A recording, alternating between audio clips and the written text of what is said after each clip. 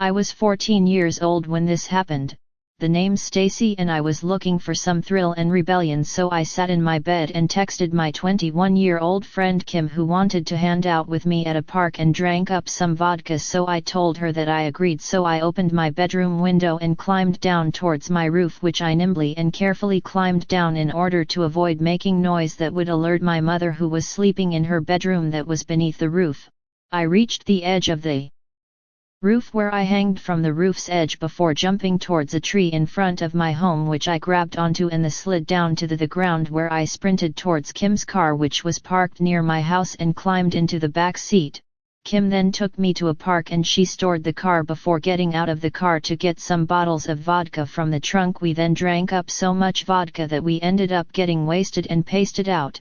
I then woke up to a police car next to Kim's car, and this where a female police officer who was patrolling came to arrest me for underage drinking, putting me in handcuffs and sitting me in the back of her car. Kim, however, was not arrested because she was old enough to drink.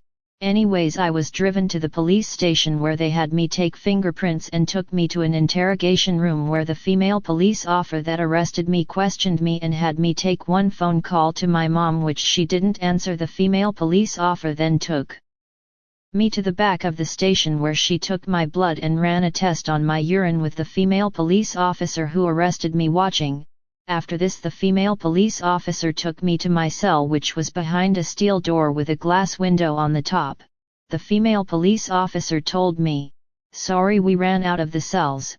You see, a long time ago this station was built over a home where a girl and her parents lived until the girl tragically died in an accident when she tripped and got her head stuck in the toilet, where she drowned. Killing her in the accident took place in this very room, so whatever you do, don't use the toilet, kid, and if you screw up, tell Anne how she drowned." The female police officer then opened the door to the cell, which I entered before the door was slammed shut. Inside the cell was a dimly lit room where a flat metal bed sat at the back of the cell, and to the right side of the cell a metal toilet laid.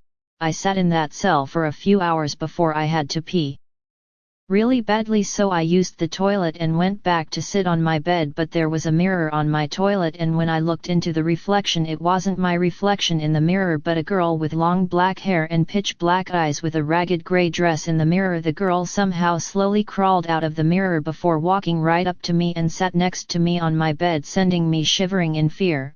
The girl then said, "How did I die?" Remembering the female police officer's words, I responded, "You drowned here." The girl said correct before a grey fog surrounded me, and when the grey fog disappeared the girl was gone. I sat in shock for half an hour before the female police officer's words officer opened the door and told me, "Looks like you survived just in time. A friend of yours called Kim has bailed you out before your mom has no idea what you did."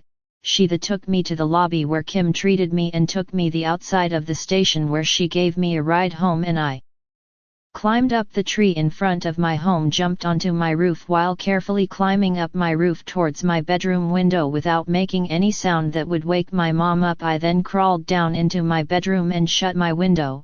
Before going to bed, I did some research some days later, where I found out that the girl that I encountered was a ghost known as Drowning Annie, who would kill anyone that incorrectly answered how she died via strangulation.